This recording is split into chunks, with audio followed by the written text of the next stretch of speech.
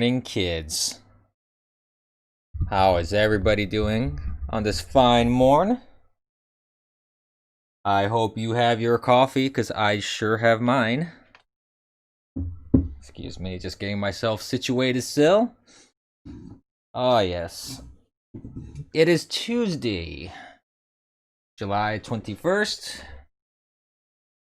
And I want to say hello. Hello to everybody on Bitwave. I want to say hello to everybody on Periscope, YouTube, and D-Live as well.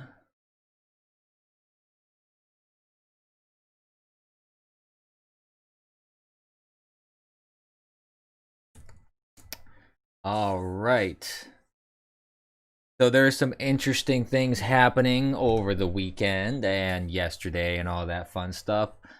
Obviously, I don't think I'm going to get to every single interesting news item, but we'll just touch on a few, see what happens here. Especially the latest and greatest things that have been happening between like yesterday and today. Hello, Troll FCIO. Welcome.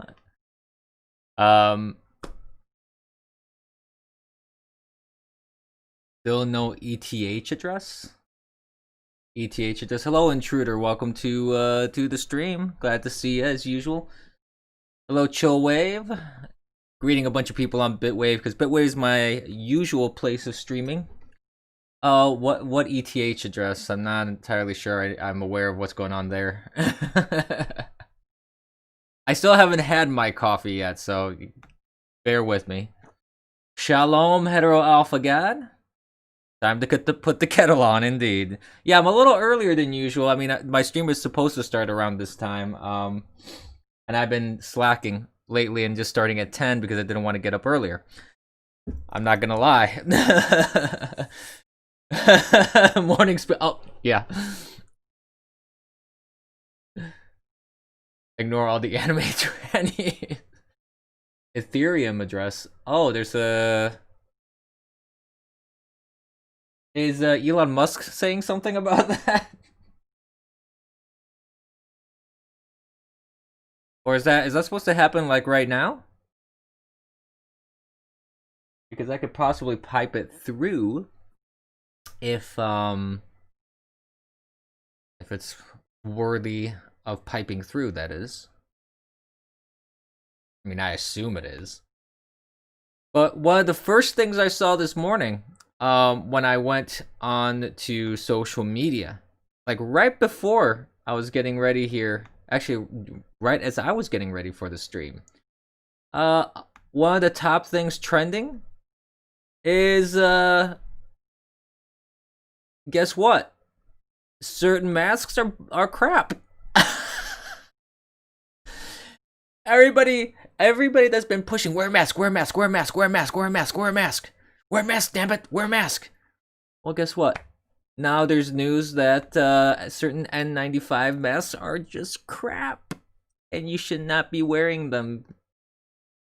Because it actually can spread more germs and such. What the heck?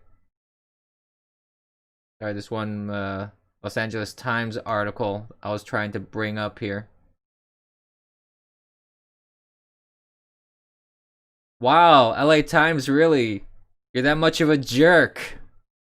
Sorry, I'm trying to read the LA Times article about this, and they'll let you read the LA Times, but if you want the COVID coverage, you gotta pay for it. Jeez. Ain't that lovely, LA Times? Oh, hello. I have TTS turned on? Well.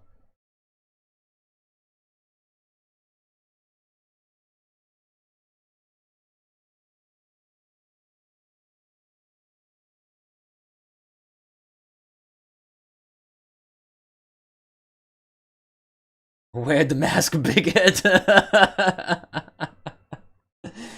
I know, right, Mark? Mm-mm.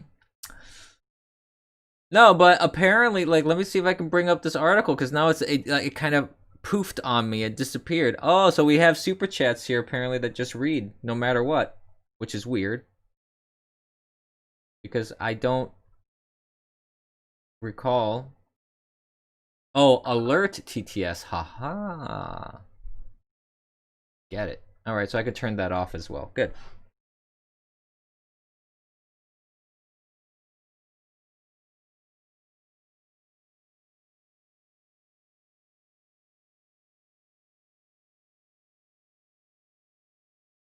So let me see if I can find this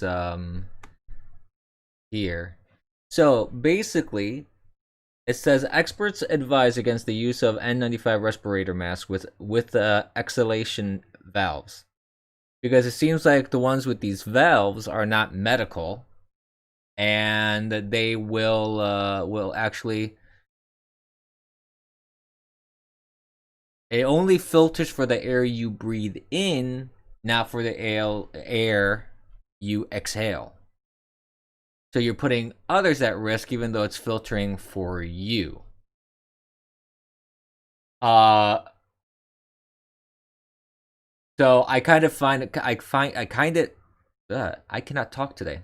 I find it kind of funny that the big concern about not wearing this mask isn't because you're okay, because it's filtering the air that's coming in for you.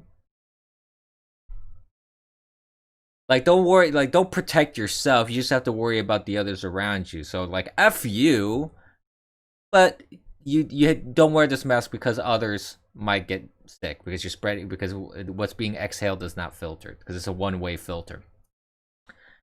But this goes to the whole debate about wearing a mask, where some people have argued that masks are virtually useless in some cases, which in some cases they are, because if you're just wearing a piece of cloth over your face, you're not really protecting anybody. You're not protecting yourself, you're not protecting others. And if you are, it is minimal.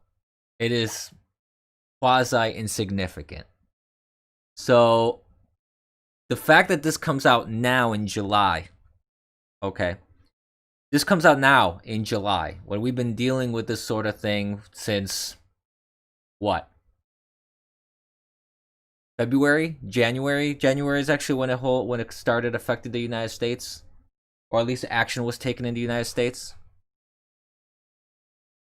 And everybody from then till now, there have been mixed messages when it comes to the masks, because there was such a shortage of masks. You had the CDC pulling BS, which is why I find it surprising when Trump criticizes the CDC, all of a sudden everybody says the CDC is sacrosanct. Oh, you can't criticize the CDC, even though the CDC said don't wear masks because there was a shortage, and they didn't want people buying up all the masks that were going to be used for like the doctors and nurses and hospitals and things like that. I'm old enough to remember that. But apart from that, now everybody's saying, wear a mask, any face coverage. You just gotta wear a face coverage, wear a mask. Because think of others, think of the others. It's not about you, it's about everybody else. So people that have been wearing masks like this with a filter that actually pushes out the germs and doesn't filter anything out, pushes out the virus and everything out, everything else out.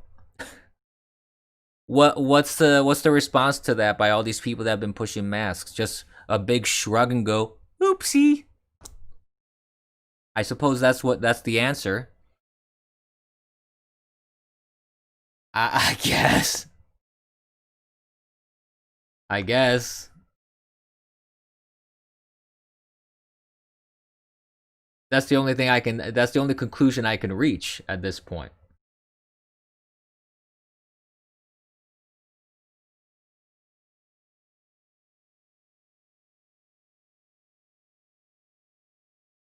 This special he was going to shrink the big text on Bitwave? Really? Why? I like the big text. I think it's fine. Blowing my coffee here. It's a little too hot. I don't want to scald my tongue and palate.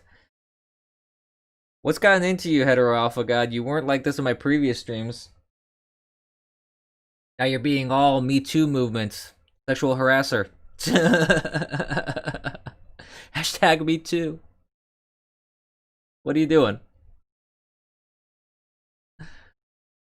But yeah, and it's the top trend. It's the big thing when you go to like Twitter. At least when I saw it, when you go onto Twitter, is the first thing you'll see is this big giant thing about the masks, which I find quite hilarious. Now that everybody's, complaining about, not everybody, but the LA Times of all people is actually writing articles about this.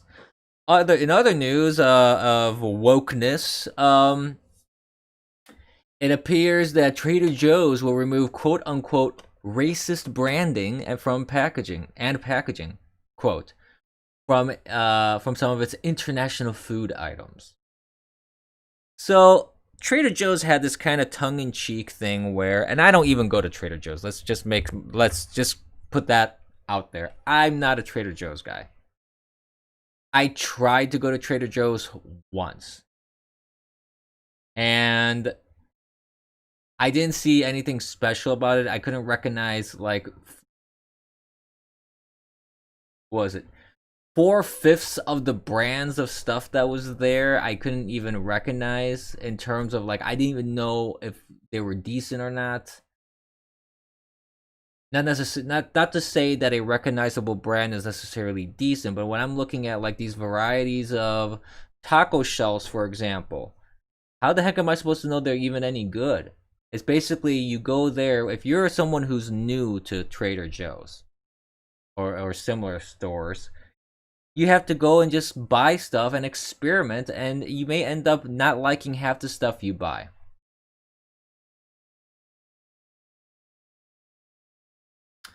So, I don't know. To me, it seems really silly.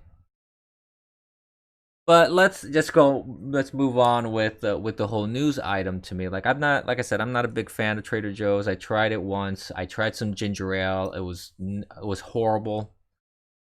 So I gave up on it. I didn't think it was worth my time after that.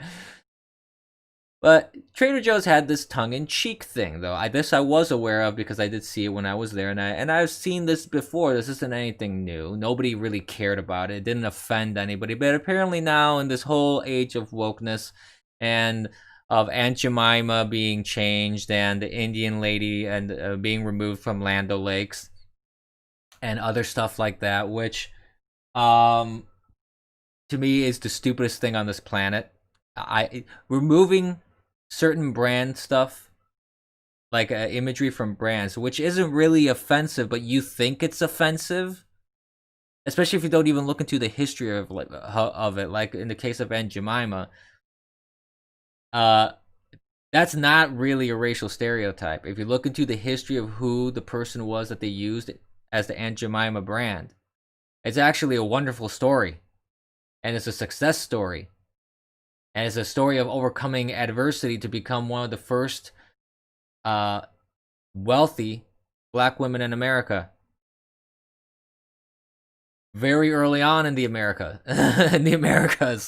So it's like you're taking a American dream success story, basically, and you're only looking at the skin color, which to me is the definition of racism. If all you're looking at is the skin color of something and you're not looking at the substance, you're not looking underneath it.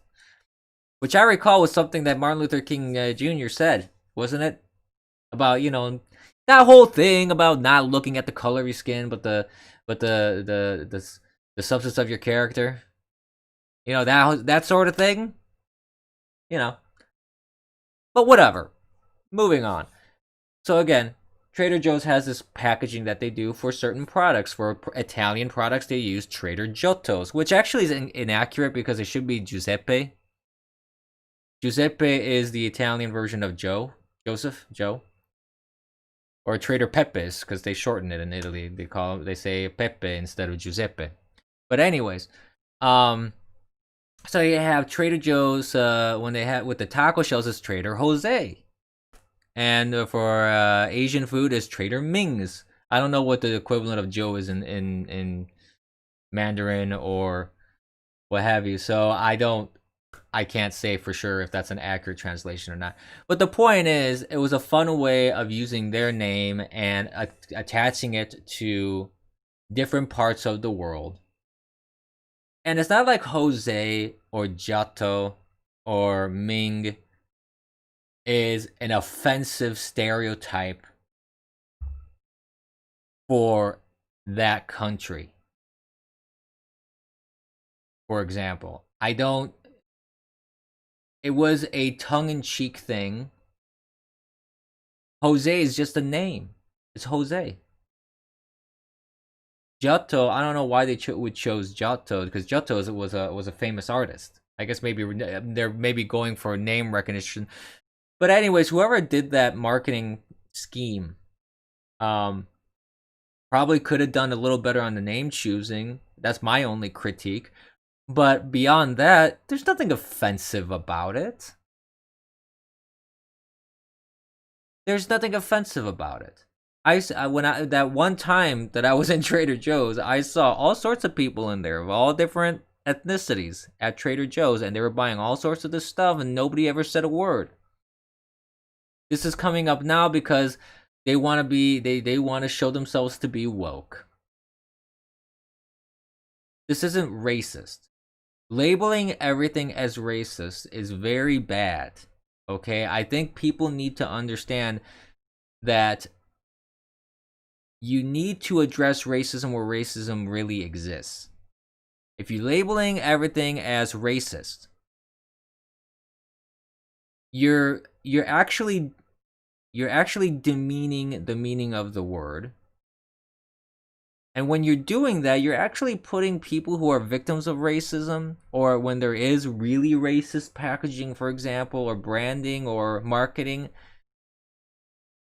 then you're really putting those people more at risk, because then when these people actually have a legitimate claim, it's going to be drowned out by this bull crap.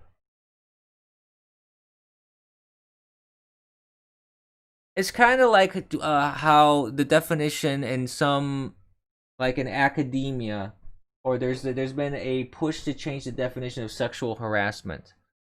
Where just asking for a girl's number is defined as sexual harassment by some people.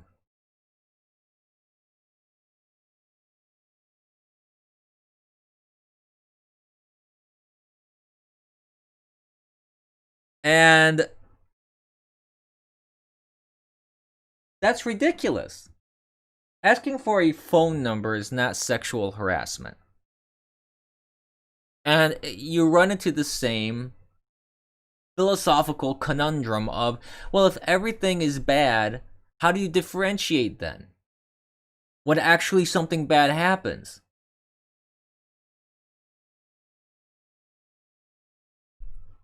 That's why you have this emergence of Karens in the world. Where every little tiny thing they want to call the police. They get offended and they call the police because they're offended by words. What kind of society do we live in nowadays? That people call the police because of words. I mean, really? Really? It's mind-boggling to me, frankly. It really is. It really surprises me.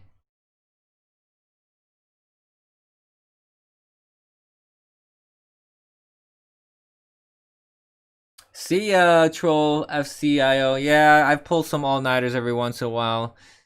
That can be no fun. Rest up.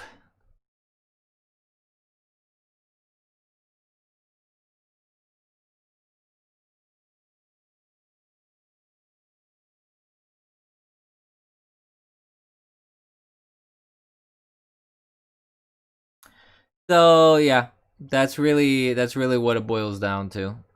It's a ridiculous. It's just I'm woke, I'm woke, I'm woke. That's really what it is.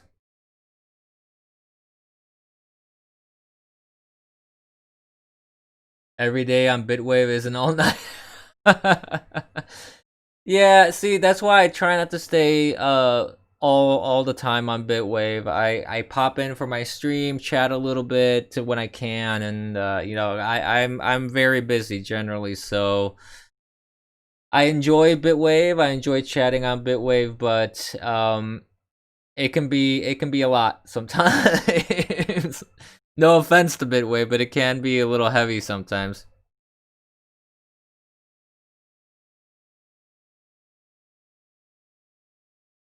So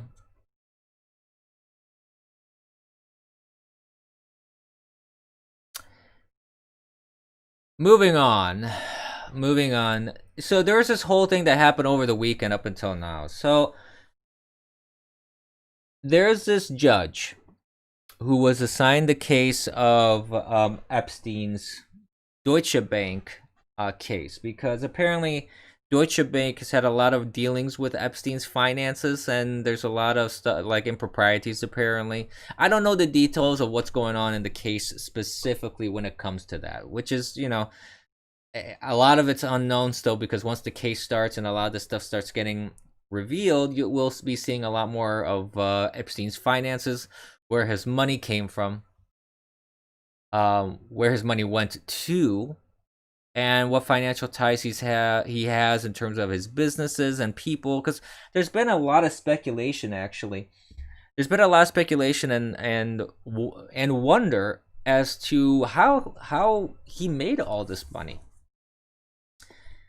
and how he maintained the lifestyle that he maintained, because he didn't seem like an incredibly successful individual in terms of his businesses or anything like that. So a lot of people suspect foul play. A lot of people suspect that there is blackmail involved and things of that nature. But Deutsche Bank apparently had a lot of dealings with him, and this case was assigned to this one judge who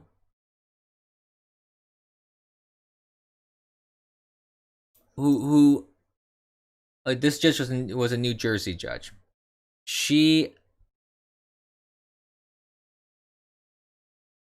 Her name is Judge Esther Salas, if I'm pronouncing that correctly. She got attacked over the weekend. Her family, a man went to her home. She was in the basement apparently. Her husband and her child were shot. The child, her son, was fatally shot. He passed away. I believe that the husband is still alive. I don't know exactly what his condition is. He was wounded. Salas was not injured because she happened to be in the basement at the time of the attack. So there was this big speculation when this happened, saying, well, we don't know what the motive is, after this got assigned to her. And apparently the suspect, his name is I believe, Roy Den Hollander, is the main suspect, which apparently is an attorney that was in a previous case and was not happy with her, and now they're saying it was just a disgruntled thing. I don't know where the truth lies in that. All I can say is, all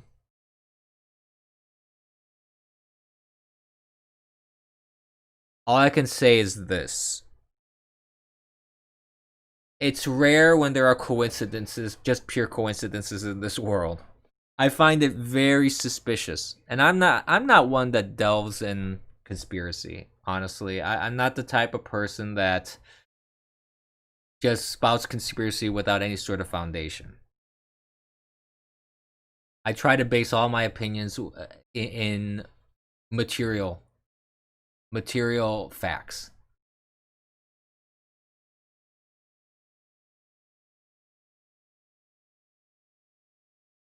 The attorney described himself as anti-feminist. This Roy Den Hollander guy, who apparently was found dead. He apparently shot himself. Which is another thing that adds to the makes you think kind of thing. I mean, if she had no connection to any Epstein case, I wouldn't even think too much twice about this sort of thing. But because this happened, she got assigned this case, and almost immediately, to my understanding of the timelines, maybe I'm getting my timelines wrong, but it appears that almost immediately she gets shot. She gets attacked because of whatever. I find that very suspicious. That's all I'm saying. I find it very strange. Oh, I did not bring up my other chats here, so I'm not paying attention. If there's other chats, I apologize to my other platforms here. I should have brought my other chat window up here. Let me do that real quick. But anyways, that's the thing that's really weird about this, is that she was associated with the Epstein case, and then all of a sudden this happened. Could it be just a simple coincidence? Yeah, maybe. There's always a possibility of that. But like I said, I don't really delve that much in conspiracy. I find it very strange, and I don't believe in coincidences that much. I really don't. So, what's to say where the truth is? I don't know. But there's also news that Ghislaine Maxwell is afraid for her life. She thinks she's gonna be killed because she thinks Epstein was killed, and she feels she's gonna end up in the same way. And honestly, that's a legitimate fear. That's a legitimate fear on her part. I don't blame her. I don't blame her at all. Parlor was trending again, like yesterday, I think it was. That was trending like mad yesterday. And what's funny is that you have all these people joining Parlor to try and trash it and troll it, saying, "Oh, this is a horrible platform. Oh, this looks terrible. This is shit. This is garbage. This is this. This is that." Yet they're making it trend for like 16 hours, giving it even more exposure, which means even more membership. Because if you trend something, people will go and check it out, whatever that trend is. Even if it's just a matter of a click and that's it, you're going to generate a lot of traffic, which means that's going to translate. You have a bunch of people creating accounts on Parlor. And it's so funny that these trolls think that they're being oh so smart. Like there was this big trend of Black Twitter going over and go, oh, we're gonna show Whitey what it's all about, which, you know, that's not racist at all. But anyways, I saw a bunch of tweets about that. Can you imagine if a bunch of people would say, oh, you know, white Twitter is gonna go over to this black platform, and we're gonna show what the, you know, what it's gonna be all about. Can you imagine if a group of white people did that? What would happen on social media? Oh, white supremacy, white supremacy. Please. The double standard is just mind-boggling. The fact that they even have a quote-unquote black Twitter is ridiculous. That they define a group of people as black Twitter. If I was part of that, I'd be insulted. Or if you called it Asian Twitter. If I was Asian, I'd be insulted. Even if you called it white Twitter, I would be insulted. If it's supposed to be an open platform for everybody, why would you even encourage that, Twitter? Why would you even encourage that, Jack Dorsey? Why? But honestly, that kind of brings up an interesting point about self-segregation. This is something I've noticed over time. What do I think about the news outlets capitalizing on the word black? Well, it doesn't surprise me. Doesn't surprise me in the least.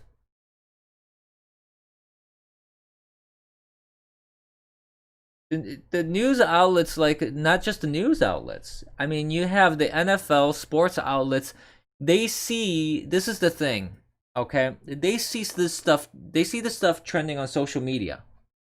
They see the stuff trending in the news, and they view that. They view that as, oh, This is the latest trend, so we have to hop on it. That's all it is to them. These quote-unquote woke companies,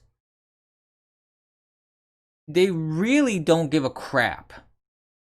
It's about the bottom line to them. They view this as an opportunity for exposure. They view this as an opportunity to get their brand viewed by more people.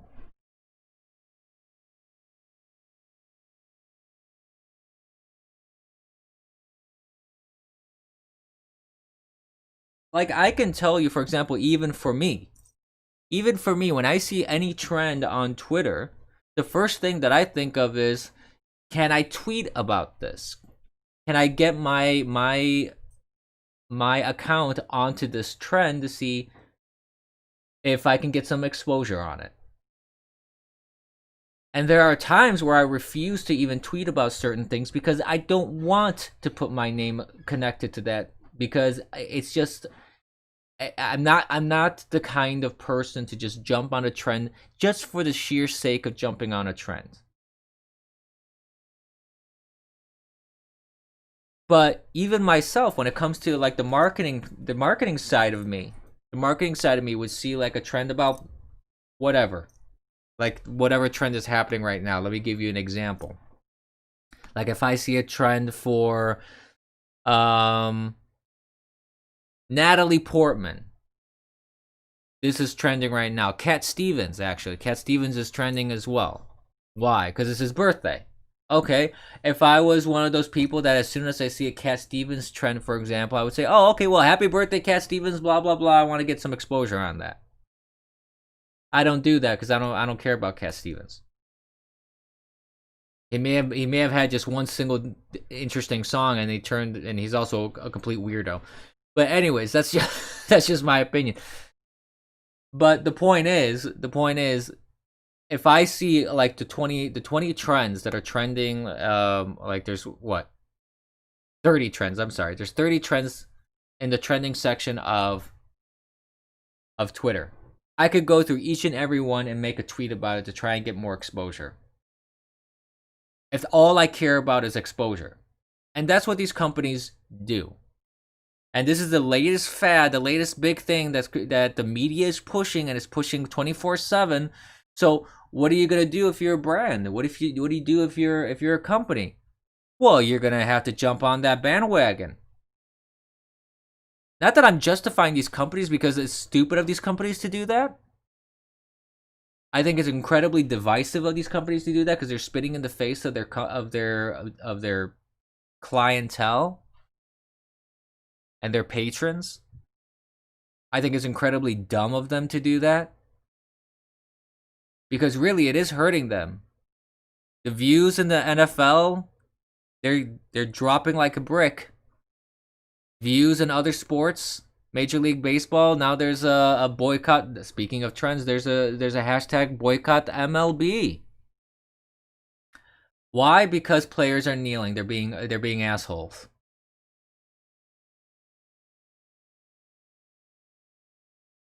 Members of the Giants, San Francisco Giants, are kneeling during the national anthem.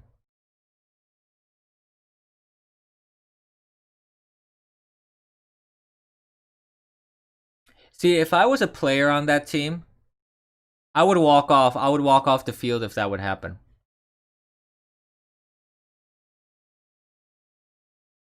You want to protest? Protest on your own time. You don't protest on the job, because you're being paid to do that. You're being paid to show up and play and win. The sports is an industry that is maintained by your fans. You don't want to piss off your fans. And secondly, when you kneel, you are disrespecting the flag. You're spitting on the grave of every single person that spilt blood for this country. For good or bad, it doesn't matter how good or bad this country is. People sacrifice themselves for this country to be what it is today. And this country is pretty damn good. No country is perfect. I'm not claiming any country is perfect. The United States definitely has its flaws. But that doesn't justify spitting on the graves of these people that sacrificed to make this country great.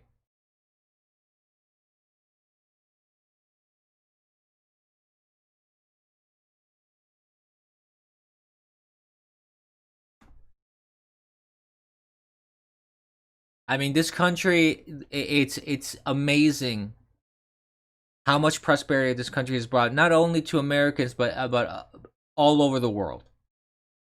And people from all over the world have come here because their country failed them. Their country failed to give them the opportunities to live in the country where they were born, to make a life for themselves. And I'm not saying that government has to provide for everybody, no. But government has to function. Government has to function to the point where if, let's say, it's post-World War II in Europe, and you're rebuilding, and money is going over to you, from the United States, mind you, and it's sending money over to your country so you can rebuild, and all you're doing, corrupt politicians, is putting the money in your pocket and maybe rebuilding a small part of it and not the rest of it, where people are living, in abject poverty. That's the failures that I'm talking about. The failures of just providing providing the basic functions that government should be providing. If the government can't even do that, the government does not deserve the faith of the confidence, not faith, the confidence of its citizens. And it needs to be disbanded, and all the people involved need to be kicked the hell out. So that's why I am one of those people that I don't agree with this sort of thing. I don't think it's right to kneel during the national anthem. That is not the moment for you to protest. Burning flags or desecrating flags, disrespecting the national anthem, those kind of activities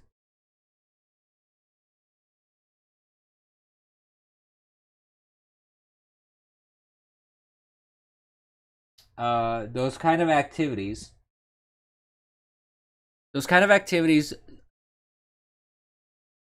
don't help your cause.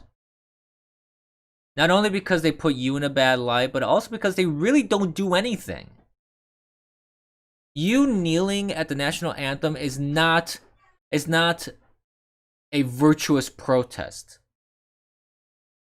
It is not a virtuous act. There's no virtue in that. What there is in that is a complete disdain and disgust for the country that's given you the milk and honey, that has given you the opportunity to act like a jackass in front of national television.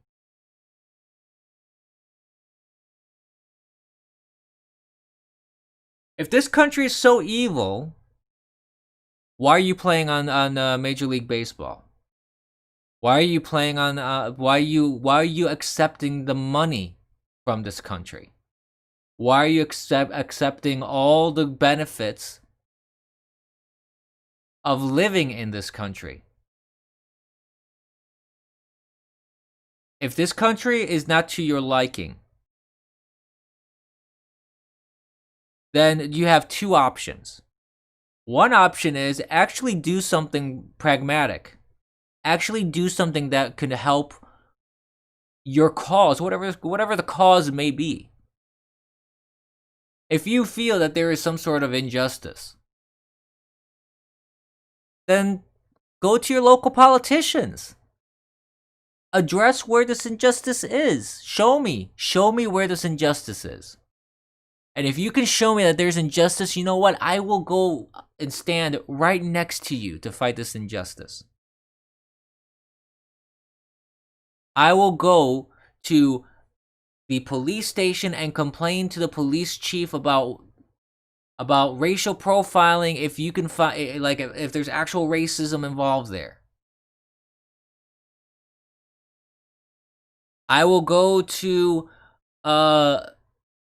whatever place that is doing any sort of religious bigotry, that is teaching religious bigotry, for example. If there's a university that's encouraging the what's been happening in the news with the decapitation of statues of Jesus Christ, and the burning and setting statues of the Virgin Mary on fire, and driving vehicles into Catholic churches and then setting the church on fire with parishioners in there, I will be the first to go and combat that. Because that's actual religious bigotry. That is actual discrimination. That is actual harm. And that is actual infringement on people's First Amendment rights to worship any religion they want to worship. I would be right there with you to fight that. But if you are in the lap of privilege, and you are in the lap, you're bathing in milk and honey provided to you by the millions of dollars that you get by playing a game for a living. You want to tell me that you're oppressed? You want to tell me that you're some sort of beacon of justice? Because you're bathing yourself in the milk and honey that is given by the United States? Same thing with actors and actresses. These people live in a little bubble. They get all this money from people, and then they spit in the face of the people where they get to whom they get the money, instead of understanding their hierarchy in the world. Which their hierarchy is, you're the court jesters of the world. You're the modern day court jesters. You are there for the entertainment of the masses, and the only reason you make money and you are given those privileges, and you are given the millions upon millions and gobs of money, is because you entertain us. And you know what? There's been a steep decline in movie viewership. And I'm talking about before COVID. I'm not even talking about movie theaters shutting down for COVID. Exactly, that's true, DSP official. Kaepernick was adopted and raised by white people. And he cries about, and he cries about racism, and he cries about all this sort of thing, even though he has had the most privileged upbringing you can even imagine. I have not even had close to the privileges that he's had.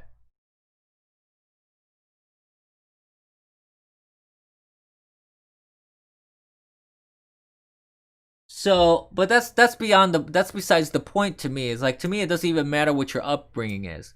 To me, what matters is if you are in a position where you are getting a lot of wealth. Do I own a smartphone? I suppose so, yeah. Why?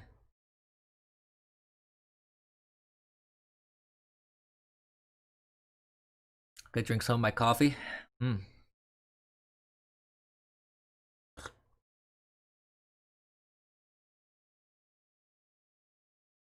Well, he's getting a lot of wealth from everybody that goes to see him. So he's getting wealth from everybody. He's getting wealth from white fans, from black fans, from Asian fans. To me, the point is this. You enjoy the milk and honey, but then you criticize it.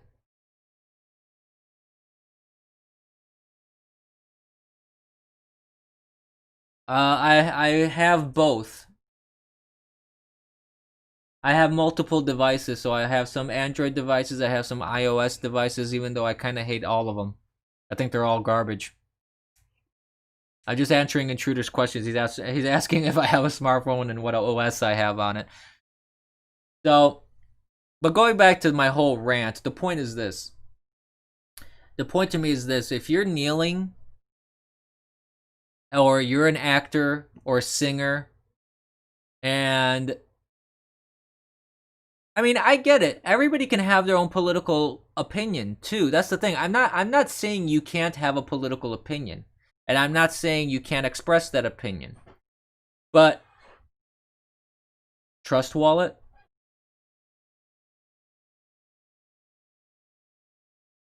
Why?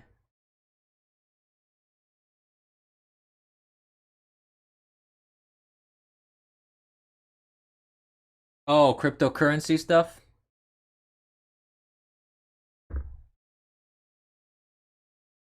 I can look into that and check it out. But basically, I just the criticism that I have is this: actors, actresses, singers, performers, athletes, TV personalities, what have you. You can have an opinion. I am perfectly okay with people having an opinion. I'm perfectly okay with people express using their First Amendment rights to express themselves. I don't take issue with that. What I take issue is when you use that to vilify the people that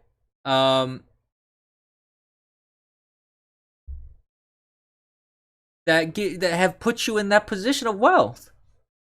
That's what I have an issue with. Well, if you want to send me crypto, then I'm definitely gonna get it. I'm not gonna say no to that.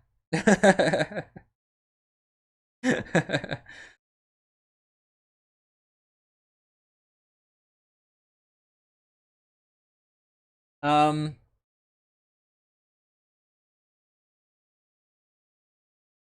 I see this trust the crypto and Bitcoin wallet. Is that the one you're talking about, Intruder?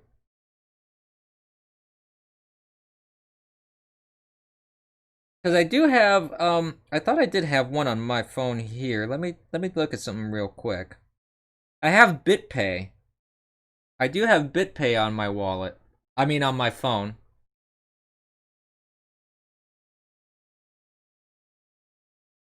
So I could I think there's a way for me to Bitcoin's been going up, it seems. Interesting. I believe there is a way for me to make it so people can donate directly. Um I'm not entirely sure. I gotta check out the. I haven't used this in a while, so so I have to see here. I have yeah, BitPay. I would have to create a BitPay account. I could do that. I could create a BitPay account and then add that. I appreciate that, Intruder. I have these like I've been trying to get more into that because I think it's interesting. I've been using these like crypto simulators and using Bitcoin watch, like Bitcoin market watching, so it shows me all the different cryptocurrencies and gives me like what the market is looking like. Even if I don't have any real investment in it, at least it gives me an idea of what's going on. Even though this thing isn't even loading now for some reason. Well, that's fascinating.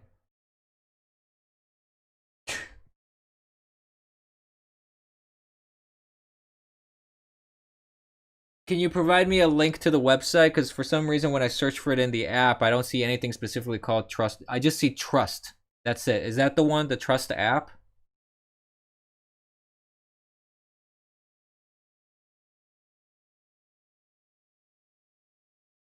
Because that's the only thing I see here that's built by Bitcoin.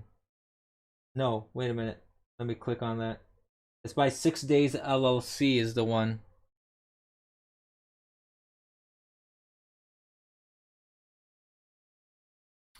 AMZ, you wanted to send me maybe $1, but you forgot it read it automatically. I'm not sure I follow. What do you mean? What read what automatically?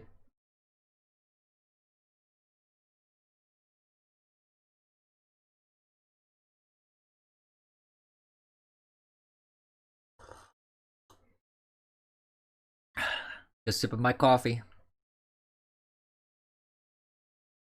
Hi, MZ, by the way. Well, thanks for watching the stream. I always appreciate you being on stream here with me.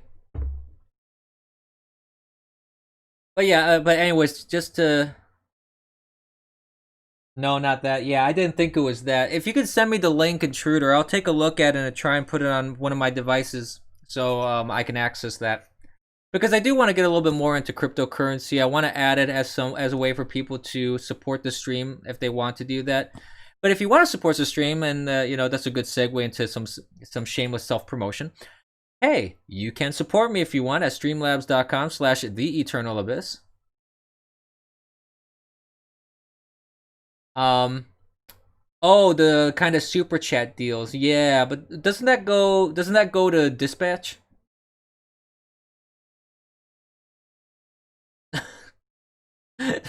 Oh, thank you. Okay, I'll check out that link, Intruder. Hey, Runer. Hey, better late than never. Yeah, that's the one I was talking about. That's the app that I saw in the App Store. Okay, yeah, I can check that out. I'll check that out and take a look at it. But yeah, the super chat says these due for being OG. It's maybe $1.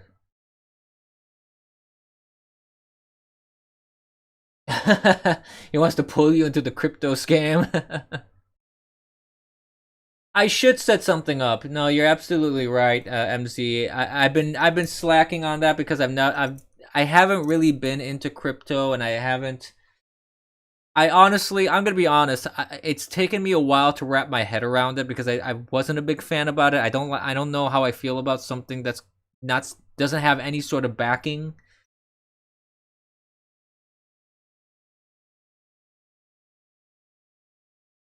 I was doxxed in light chat.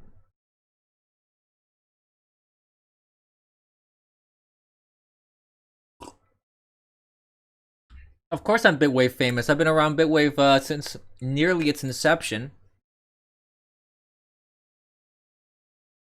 Oh, dispatch is to set something. Well, why? Well, he should. What's he slacking on, man? Do we need to get Mom Patch on this? Mom Patch needs to pressure him to get things done. But anyways, I was doing some shameless self promotion.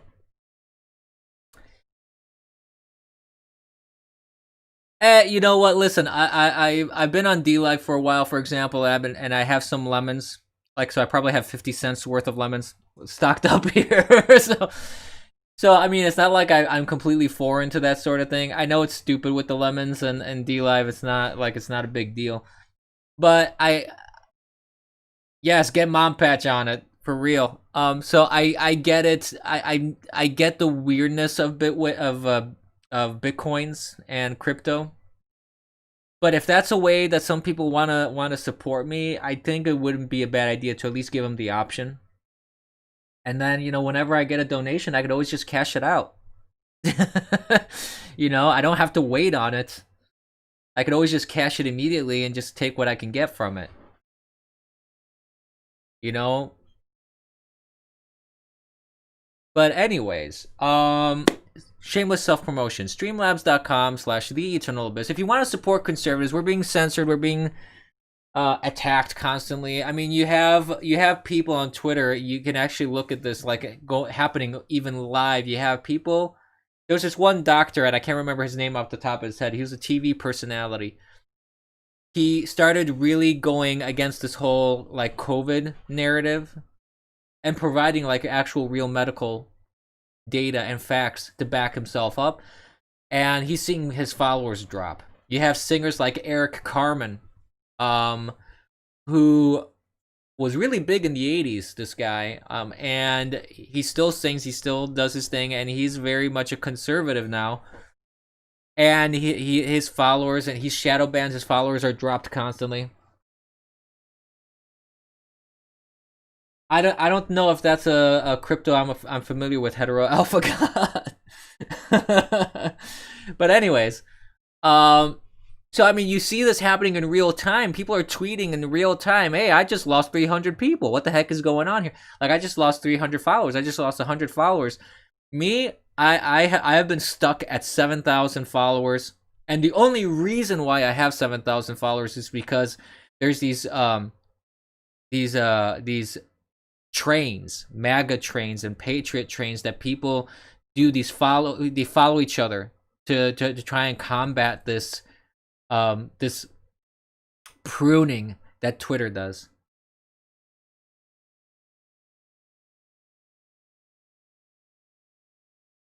So you are forgiven, a hetero alpha god. I'm a merciful king.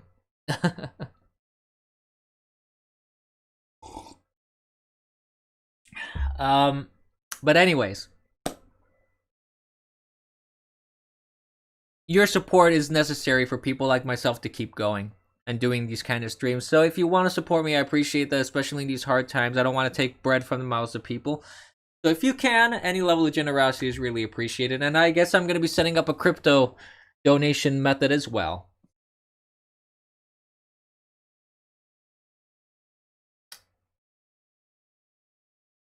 And if you want to follow me on social media, that's also greatly appreciated. So you can follow me on Twitter, on Gab, on Parler, and on Minds. The handle is going to be at the Eternal Abyss. The only difference between the others and Twitter is that it ends in one S in Twitter. Oh, goodness. Sorry. I felt like I was going to sneeze for a moment. Don't you hate when that happens? Don't you absolutely hate when that happens, when you have to sneeze and it's like right there and then nothing? And your sinuses just go, bah! Why didn't you sneeze? I hate that. It's really annoying. I'm not a fan of that. Taking a sip of my coffee here, one moment.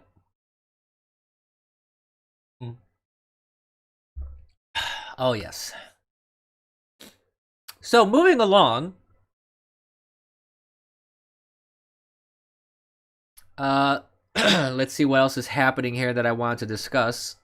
Oh, yeah, well, speaking of... Excuse me, just need to clear my voice a little bit.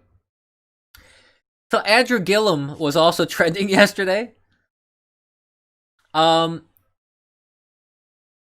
Because he came out with like this statement. He's been working to get sober. He's been working on treatment because he said he suffered from depression after losing the governor race against DeSantis, and he's getting himself cleaned up because he's a meth addict. He was a meth addict. And oh yeah, I've seen that herb. I've seen that image. Yeah, I'm aware of it. That's been around for a long time though. That's nothing new. But I don't really use light chat anymore. So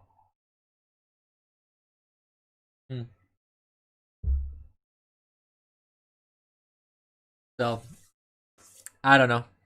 But anyways, I'm gonna say this about Andrew Gillum, okay? There's two things I want to say. First of all, people have been saying, oh, Andrew Gillum would have been a way better governor than DeSantis. No, he would not have been. The guy was a meth out of his brain, naked in photos, and this guy would not. This guy would not have been a good governor because he would not have cleaned himself up. He would not have been sober. This guy has made some terrible decisions in his life, and he was going to be a terrible governor. Now, yeah, I'm aware of that image. That's been around for quite a while. Now, I will say this for Andrew Gillum. I give high praise to anyone who recognizes their problems. Like, he suffered from depression. He was an addict. He says he's cleaning himself up, he's bettering himself. And you know what? Politics, let's throw that out the window. Democrat, Republican, doesn't matter to me. If someone is bettering themselves in that way, I give him full compliments. Good for him. I wish him the best. I hope that he does, in fact, find, the solutions to his depression. I hope he does find solutions to his addiction. I hope that he cleans himself up. And I think that's wonderful, actually. I think that's a wonderful step that he's taking. And I think that's a noble. That's very noble of someone to say, hey, you know what? I'm not perfect. You know what? I have a lot of problems. I have these psychological problems because depression is a psychological problem. And there's nothing to be ashamed of if you have that kind of psychological problem.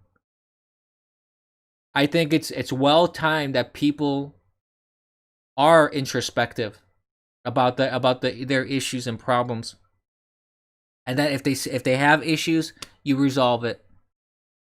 That's how you better society, really, in general. That's how you remove stigmas of certain diseases or certain things.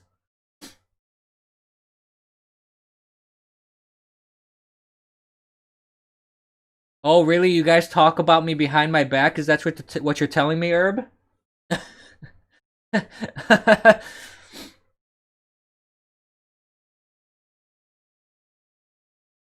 I neither confirm nor deny. That's all I'm going to say, Herb. I'm not going to say it is or it is not me or anything like that, but you guys talk about me behind my back? Interesting. Good to know. So I say kudos to Andrew Gillum, going back to what I was talking about. Kudos to him. Good for him. I think that it's wonderful that people, better themselves. And to try to resolve their the flaws that they have in terms of like either addictions or if they have medical conditions or psychological conditions that require assistance. I think that's good. I usually take calls on Thursdays. Hetero Alpha God. I don't take calls during the morning streams because my morning streams is mostly just about news, caffeine, and then I try to make them brief. Actually, even though they have not been that brief, I've been trying to make them brief because I have a lot of things that I gotta do during the week, so I can't always stay. You all talk, Abyss. You all talk, J Dinks. Yeah. So that does remind me, weekly stream, Monday, Tuesday, Wednesday, Friday. I just want to let everyone know about the new scheduling that I'm doing for it. Monday, Tuesday, Wednesday, and Friday is going to be the morning streams. Thursday is going to be just the evening streams. I'm not going to do a morning one as well. And then weekends, no streams at all. I'm going to update that in my bio. The times are always going to be about the same, like 9:30 to 10 for the morning stream. I don't have an exact time because it really depends on what time I get up. I'm not going to lie. I'm not a morning person. Mornings are a struggle for me. I mean, I can get up early. There have been periods of time in my life. Yeah, they're fun. The evening streams are fun. I enjoy it. And the evening streams I want to make them more interactive. I want to take calls. I want to do more chat related stuff and not focus so much on news. I mean, I do want to talk about news because that's what really I do. But it's not going to be just me on a soapbox the whole time. I really prefer it not to be that on Thursdays. So I count on chat. 24-hour stream every set. No, I can't do that. I don't know if I could do that. That would be very difficult for me to do. Because Saturdays, weekends are kind of my downtime. I need some time to myself. I need time to spend with the folks that are around me here and etc. 6 gorillion hour stream. So I should just stream permanently is what you guys are asking me to do. Just have the stream on all the time. Period. No breaks. Can I at least have bathroom breaks? Or is that not allowed? Okay, thank you. Alright. At least bathroom breaks. I appreciate that. I don't want to bring the microphone in the bathroom. No. Oh, no.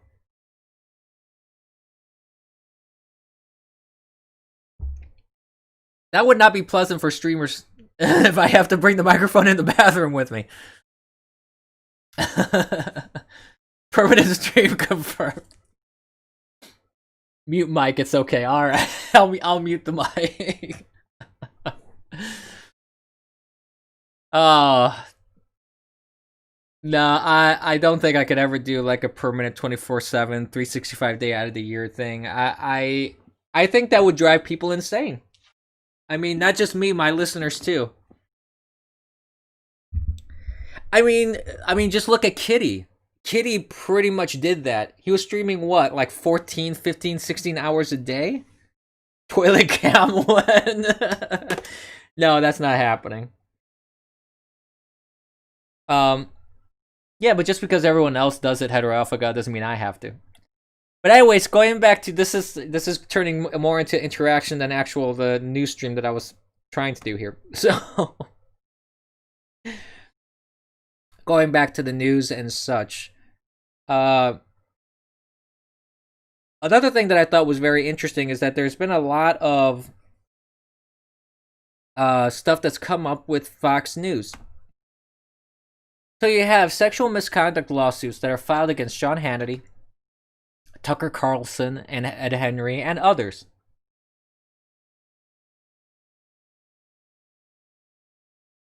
Oh, everyone else does that? Yeah, but that's disgusting. I'm not gonna bring my stream to the bathroom. I have some dignity. I want to try and retain that. I know that streaming strips away at that little by little. It seems like that's the trend. But I want to try and retain as much of that as I can. So.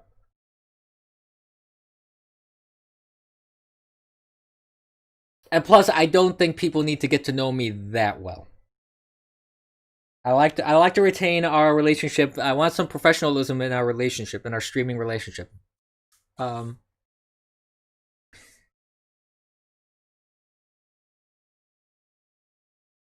What? No, I did not see that, Jay Danks. I didn't see the guy who stuck his barbecue fork in his urethra.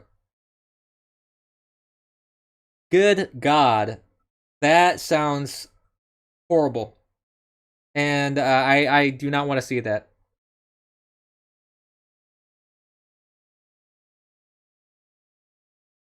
Yes, I did not, and I don't plan on ever seeing that. Thank you, MZ. I am better for it.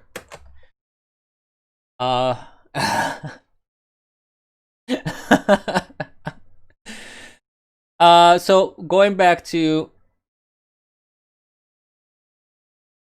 God, see that's called a psychological problem, J Danks. When people do stuff to themselves like that.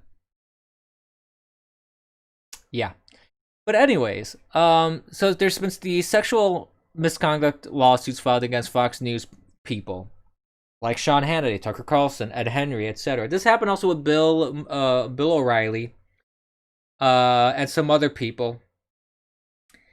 And see, my question is this: like, I'm not saying that all of it's BS, okay? Because there's definitely cases where it's true, and where there was maybe inappropriate behavior and things of that nature. So I'm not gonna just discount it as media, a media lynching of these people, but I do find it very curious. I do find it very curious that when there's sexual misconduct from people on Fox News, that becomes big news. But when people like, oh, let's say Don Lemon does it, nobody wants to talk about it. Nobody wants to talk about how Don Lemon sexually harassed people. And yeah, and it's very shocking that all the people that they have issues with, especially Sean Hannity and Tucker Carlson, the left has a lot of issues with them. Especially Tucker Carlson, because Tucker Carlson, even though he's an opinion guy, even though he's an opinion guy, he really hits the left pretty hard in like in exposing a lot of what they're doing, like these kind of big picture long-term consequences of their actions. He wrote a book called Ship of Fools, which I did not read all of it. I've read parts of it because I was curious about it. And he's talking about in that book what the media does and what things are happening here. And he's spot on, really, on a couple of these things. So it's not surprising to me. It's not surprising to me that the left is trying to cancel these people and remove them from the networks because Tucker Carlson has super high ratings compared to every other. He's like the highest rated news opinion show compared to CNN, MSNBC, etc. Sean Hannity has amazing ratings compared to CNN, MSNBC. It's very interesting that any show that has high ratings, Fox News in general has higher ratings than CNN. It's very funny to me that the left goes after them because they can't compete ratings wise. They can't compete with the views. They can't compete against their narrative because their narrative on Fox News, as much as you may not agree with Fox News, because there are certain things about Fox News that I don't agree with either. And I don't watch Fox News. I don't watch CNN. I don't watch MSNBC. A lot of people have accused me of being just oh, you're just a Fox News viewer. You don't know what the hell you're talking about online. And I'm like, well, you can assume what you want. I don't watch Fox News. I get my news from every outlet. I look at all news outlets. I look at left outlets, right outlets, center outlets. I look at websites like allsides.com. I try to get a spectrum of news, and all the articles that talk about the same topic, usually they have overlap. It's like a Venn diagram. You see overlap of what's common, that's usually where the truth lies. Everything else is just opinion. But basically, what it boils down to is that the left has been attacking Fox News for a very, very long time. And this is, to me, just another attack. I mean, you have lawsuits that are accusing Ed Henry of rape. And they're saying that Hannity and Carlson harassed other women. I mean, Ed Henry, not to say that Ed Henry is the pinnacle of morality because he has been caught in adultery. He's been caught cheating on his wife. But I don't know about rape. I have seen no evidence presented. So we'll have to see what these lawsuits say. We'll have to see what the evidence is. What they present as evidence to this. So hey, you know what? I'm the kind of person that says innocent until proven guilty in all cases. Show me the evidence. Show me what you got. And I'm not saying that the accusers are lying. I just need to see what the evidence is that if they brought a suit forward, that they should have some evidence to back their claim.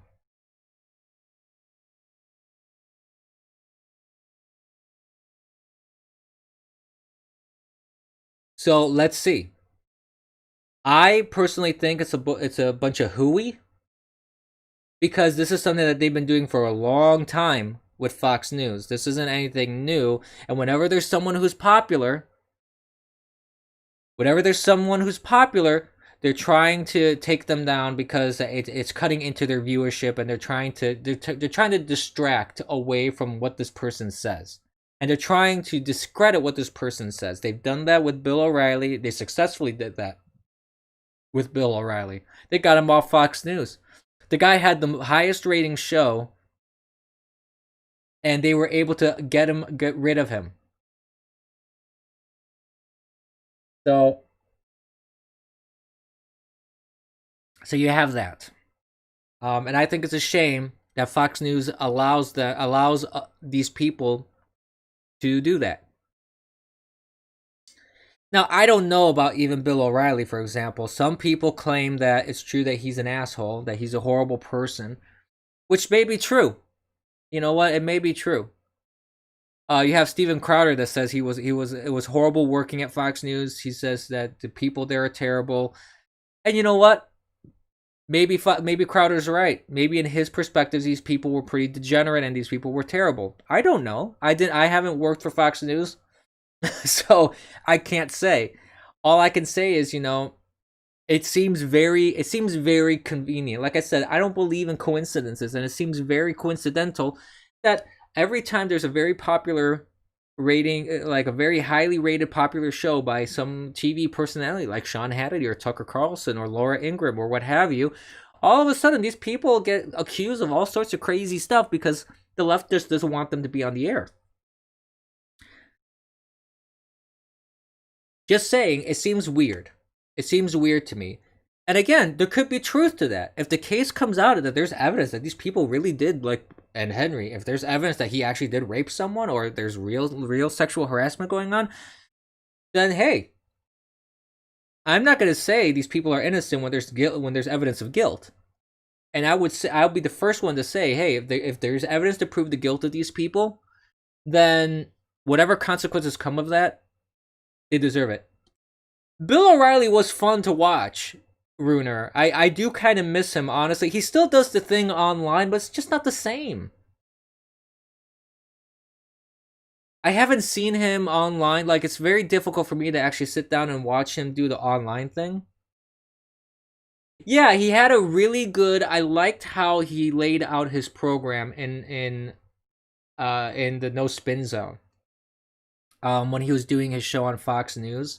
That was one of the few times I actually did watch Fox News, was when Bill O'Reilly was on, because not that I necessarily agreed with everything he said, I did like how he formatted his show. I liked that it was like a quick, it was very digestible. It wasn't just soapboxing. Like, I'm doing a lot of soapboxing, and I know I'm criticizing that. I know I get the irony in that, but I'm saying that in his case, I just like the fact that he would go in bit, boom, done. It was these small, hard hitting, digestible bits. His personality also fit very well with the kind of show that he did. He had a funny sense of humor as well. It was really funny to see him get riled up about stuff. Like, sometimes he got way too riled up.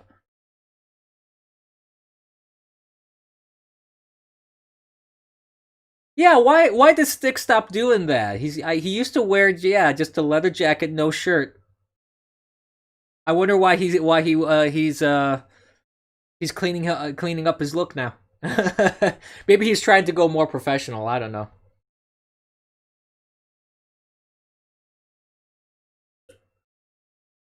I don't know. I really don't know what his reasoning is for that. There you go. I just finished my coffee. So we're getting close to the end of the stream. That's my indication that the stream is coming to a close. But yeah, but I mean that's the thing. It's very convenient that all of a sudden, whenever there's a very popular show, that the left attacks these people that are responsible for the show being that popular. Another thing that's trending right now. I have a larger mug actually. I have a clean canteen.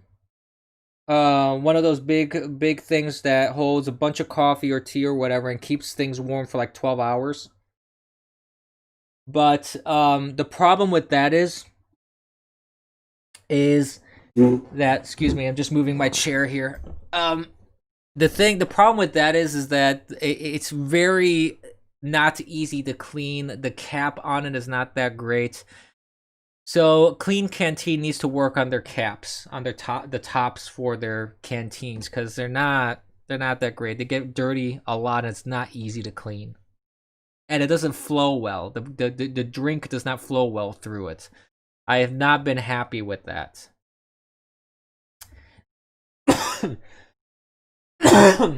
Pardon me. Oh boy.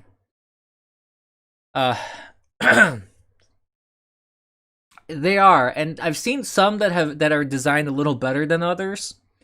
Like one of these days, hey, if any company wants me to review their canteens, please send them my way. I'll be more than happy to review them and give you my opinion, because I'm an avid tea and coffee drinker. So I would love to test out different brands and see what are some really good canteens that keep your drinks cold and hot for a long period of time. I mean, the mug that I use right now, it's a tumbler that I've been using right now for all my streams. It's the equivalent of 2 cups of coffee. So I basically have 2 cups of coffee during stream every time. Just saying. So I do have that bigger canteen, but I don't know if I want to do the bigger canteen, because that's like 2.5, if not almost 3.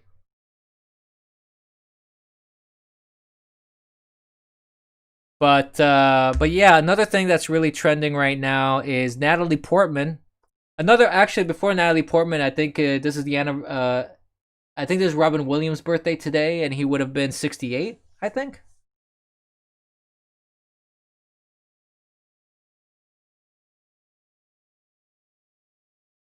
I drink 5 gallons of coffee a day. Man up, kid. Well, see, the thing is this. I drink coffee in the morning, and then I drink soda and such during the day. So I get plenty of... Actually, I probably drink too much caffeine. I probably need to cut down on it.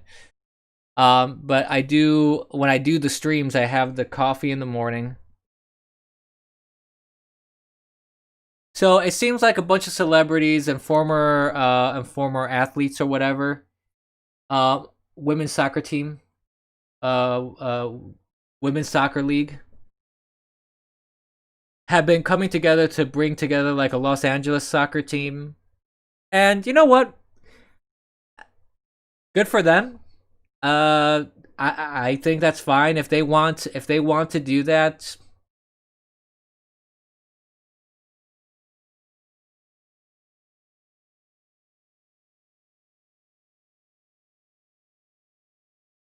Who has spook? Do I have spook blocked? No, I don't have. I don't have. Oh, J Danks. Okay.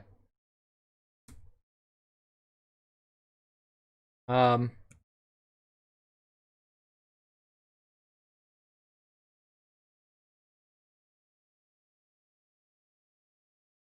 I do have a couple people. Huh? That doesn't make sense. Yeah, I was gonna say, I don't know why that showed up. Anyways, sorry, I just was looking at the ignore, unignore thing, and for some reason some people appeared to be showing up, but they aren't. But anyways, point being, if all these women want to come together and bring a soccer team to Los Angeles, a women's soccer team to Los Angeles, I mean, good for them, I guess. It doesn't bother me one way or the other. I don't think it deserves any sort of particular high praise or anything like that. I mean, because there was nothing preventing them from doing that in the first place. It's not some sort of major achievement here, like, oh my god, women actually owning a soccer team? What the hell is it? No, it's like, who cares? There have been women owners of sports teams, male sports teams. Not a big deal. So good for them, I guess. The only critique that I have really is not if women own a soccer team or not. It's just that soccer in the United States is pretty pathetic. And they've made it political when it doesn't need to be political. So I have no interest in that anymore. I used to like soccer in general. I will say this, and I know this is going to be controversial. There's going to be an unpopular opinion. But I do find that in most cases, not all, there are certain women's sports that I find more interesting than men's sports. But for the most part, most men's sports are more intense and more entertaining to me than women's sports. Mostly because of the physicality of those sports. Like men's sports, like if you look at tennis, for example, men's sports, the ball gets hit harder, it goes faster, it's far more of an intense game. So if you want that intensity, if you want that aggressiveness and that kind of that kind of that kind of athleticism, then I would say that's where where sports shines. But at the same time, again, taking tennis, I enjoy women's tennis. Not only for the short skirts, but I mean, I'm kidding. No, the point is, it can be also intense, but in a different way. Because women's sports, they just play differently than men. If you look at men's football, for example, American football, I'm not talking about soccer. Like, you won't find women playing in that fashion, bashing their faces against each other. It's just a different type of athleticism. Even soccer. Like, if you look at men's soccer versus women's soccer, first of all, the field is larger, so they gotta run more, and it's much more physical. The space of the area of the goal posts is also larger. So there's more coverage that men have to cover. So it's more intense in that fashion too. And men's soccer has been generally always more aggressive, which that's the beauty of sports. Some people don't like that, but that's what I enjoy about it. That's what most guys enjoy about sports. It's that kind of aggressive competitiveness. That's the word I was looking for. This aggressive competitiveness that you just don't see in women's sports. And like I said, I know a lot of people are gonna criticize me for that, and they're gonna disagree with me, if because they're gonna say, oh, women's sports is just as intense. No, I'm afraid it isn't. I mean, just look at the difference between NBA and WNBA. You don't have the same thing. Women's soccer versus men's soccer, side by side, it's just not the same. Just look at the UFC, combat sports. Men's UFC versus women's UFC.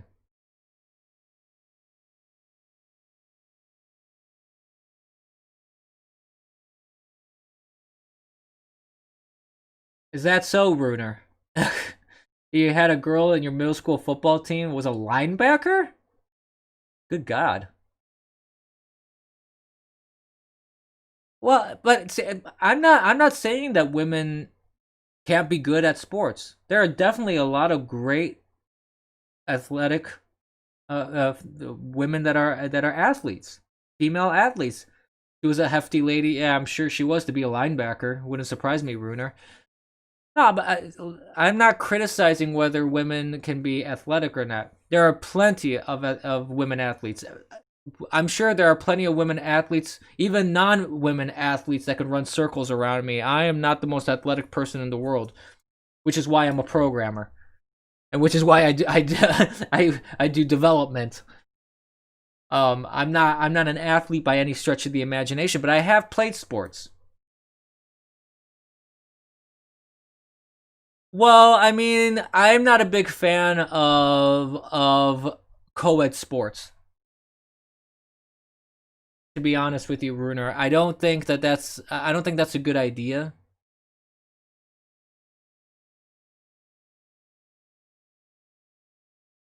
So I don't know. I don't agree with that per se, but I do think that, if women want to have women's sports leagues, fine. I don't care. It doesn't bother me one way or the other.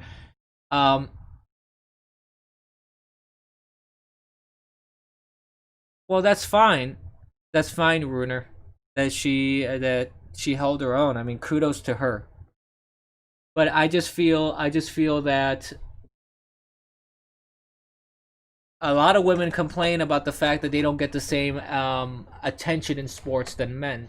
But that's the reason, because it's just different types of athleticism. It's a different types of a different when you're viewing a soccer team made up of guys and a soccer team made up of women.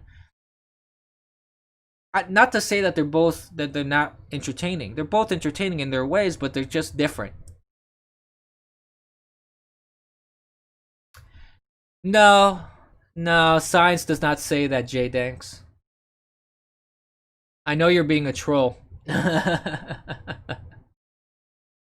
So, like I was saying, kudos to them. They want to bring a soccer team owned by women in Los Angeles. Fine. They could do that anywhere. There's nothing that special to me about it. I don't understand why this is a news item, frankly.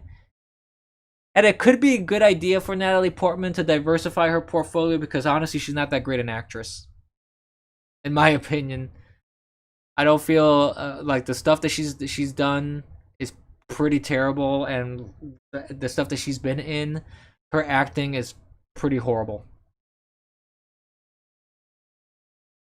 So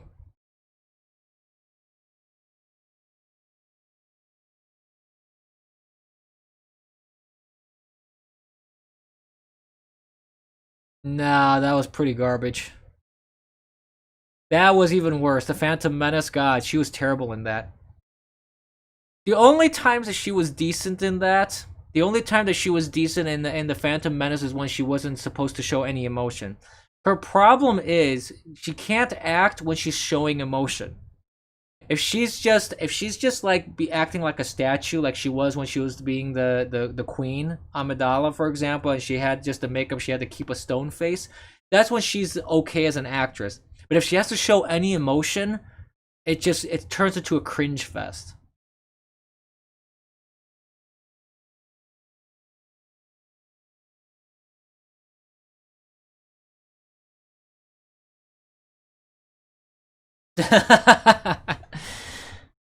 Oh, I'm not denying that there's a certain that she's relatively attractive. Yeah, I'm not denying that, but I'm just saying in terms of her acting chops.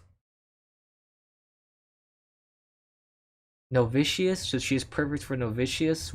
I don't know what Novitius is.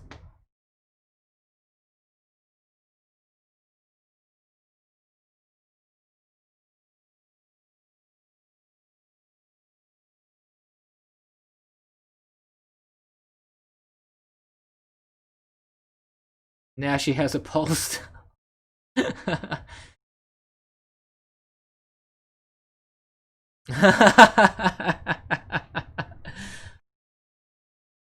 Oh, okay. All right.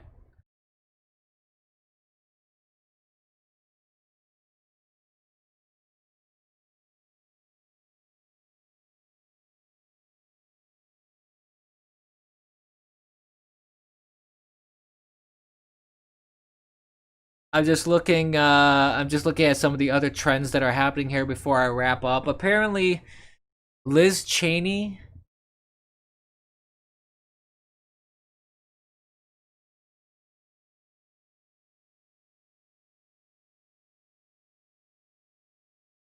Liz Cheney is related to Dick Cheney, right? If I'm not mistaken. She serves in Congress for Wyoming.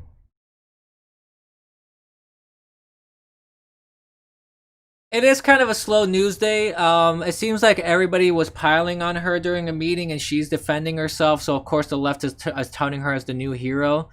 Liz Cheney, if I'm not mistaken, is kind of idiotic in general about her points and what she talks about. She pretty much is a rhino, if I'm not mistaken. If she's the same Liz Cheney that I'm thinking of, I could be wrong because I always confuse her with this other person.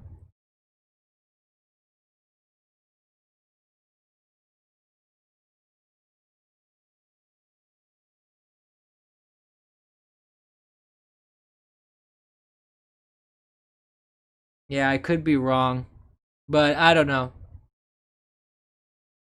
I just it's just these rhinos. This is actually one thing that I did want to address before I wrap up. Actually, there's a lot of these like Mitt Romney, um oh, what's her face? I'm trying to think of her name. Dang, I can't think of her name right now. Oh boy.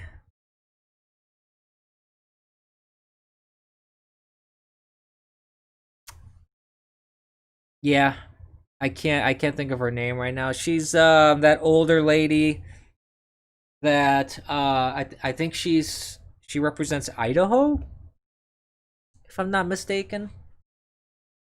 She kind of always has like a shake to her head or something like that, and I can't think of her name right now. And she she's very much a rhino, and like in the every sense of the word. She's a Republican in name alone, and there's several of those. And a lot of times people use that just as a disparaging term, in terms of like they just don't like what someone says. Oh, you're a rhino. You're the. But there are actual people that are Republicans in name alone. And it's not just that. It's not just that. The thing that I've noticed is that you have on both sides, and I've mentioned this before, where you have Republicans and Democrats, and there's supposed to be a difference between them, and there really isn't a whole lot. There really hasn't been a whole lot, because it's been, in this day and age, more of a thing between elites versus the people. That's really what it's been for a very long time. And there's been this kind of faux fighting between the Republicans and the Democrats and all this kind of stuff. But at the end of the day, it really isn't much of a fight between them until Trump came along. And you have people like, for example, Lindsey Graham, John McCain, Mitt Romney. McCain, he's dead, of course. But you have people that are really kind of Republicans in name alone. They really don't do anything to really fight for conservative values. They really don't do a whole lot. I mean, one of the first Republicans I ever heard to push for term limits was Ted Cruz, of all people. And Ted Cruz, for a while, I didn't even view him in very positive light for a while. I think that for him, the presidential election with Trump, I think it was a growing moment for him as a Republican and as a conservative. Because now he seems to be like far more relaxed about things. He seems to be far more focused on more conservative stuff. Not that I'm saying that I'm a big fan of Ted Cruz or anything like that. But I am saying that it seems like he actually at least talks a good talk and actually promotes bills and such. He was talking about term limits, a bill for term limits and things like that. So I feel that it's he's going in the right direction. Okay, and now I see signs all over the place. When I'm traveling and driving or whatever, I see signs like so and so, a Trump Republican. Now there's actually a split. There's a split within the Republican Party where you have Trump Republicans and your old school regular Republicans, and then you have the never Trumpers. So you have like these three factions within the Republican Party now. And it seems like the Trump Republicans are gaining a lot of ground. A lot of people on the conservative side want Republicans that will support Trump.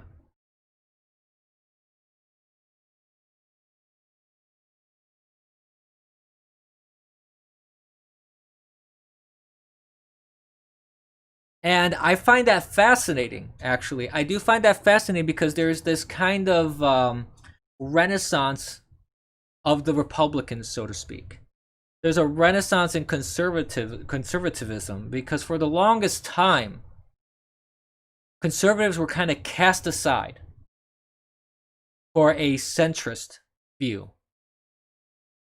Conservatives, for the longest time, were thrown aside as not mainstream. That your beliefs were extreme. And some people still say that. Some people still say that being conservative is an extreme, is a far right thing. And I don't know if that's the case or not. I just know that for me, for example, the kind of conservative values that I have, I don't see anything extreme about them. I don't see anything extreme about being financially responsible with people's taxes. Is that really an extreme point of view? Is it really extreme to just want our justice system to work? Is it really extreme to want to preserve life? I don't think that those are extreme or unreasonable.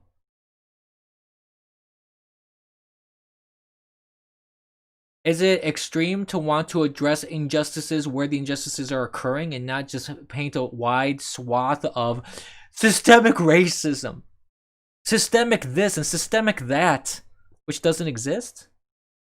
Is that really extreme? I don't view that as extreme. What's extreme about that? So I could keep going, but I'm not gonna just waste people's time here. The point is that you actually start see. I'm starting to see politicians that actually fight. They're actually putting their foot down on a couple of these things, but it's not enough. It's not enough. Because at the first sign of any sort of conflict, or any sort of confrontation, many of these politicians back down. They seem to be scared. They seem to be afraid to actually do something. They can talk a good talk, but when it comes to walking the good walk, do they? Not really. So we are in a rare circumstance that in 105 days, only 105 days, that's barely 3 months. Okay? In 3 months, there is an opportunity here. An opportunity to get rid of all this old dinosaur guard, get rid of the Pelosi's of the government, get rid of the Schumers, get rid of all these corrupt politicians, the racist Massey Hirono, for example. We can get rid of AOC, Ilhan Omar, the Squad, all these people who want to destroy America and bring in socialism. We have an opportunity here. And these are the times I wish I had a much bigger platform. Because I want to encourage everybody. Go out there. Register Republicans to vote. Register conservatives. Talk to Democrats and explain to them why socialism is such a garbage ideology. It has never, ever, ever worked, and it never, ever, ever will. It never will. It doesn't matter how many times it's tried. It will fail because the fundamental foundation of that ideology is flawed to the extreme. It is a garbage ideology. And there is even argument that from the very inception of it, that it is a immoral ideology.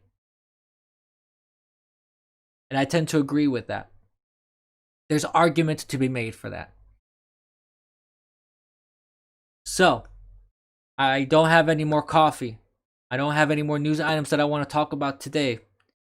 And I'm getting off my soapbox about this, but the last thing that I do want to say is my usual salutations of kids. Don't be complacent. You need to get out there.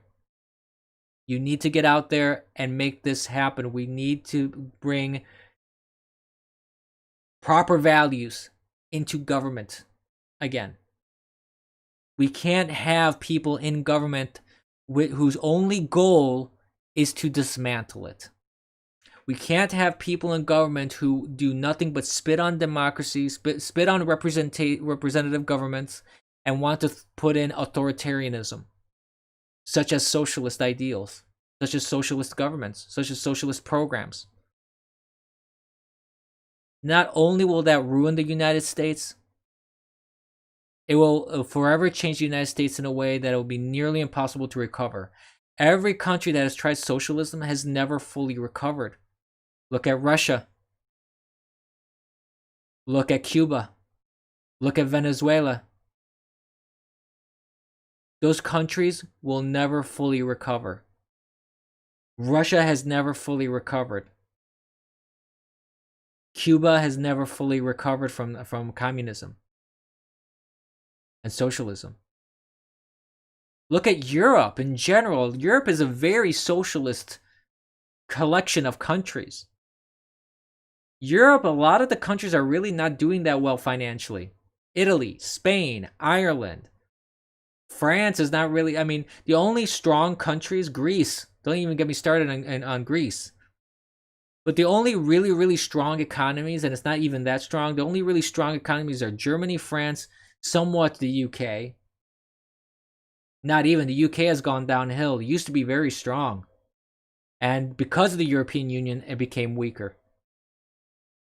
And there's been a lot of manipulations to make Germany what it is. And everybody's on Germany's, they're the monkey on Germany's back. All of Europe is basically the monkey on Germany's back. France a little bit. But not even. And I've spoken to people in those countries, and they tell me, yeah, it's just baloney.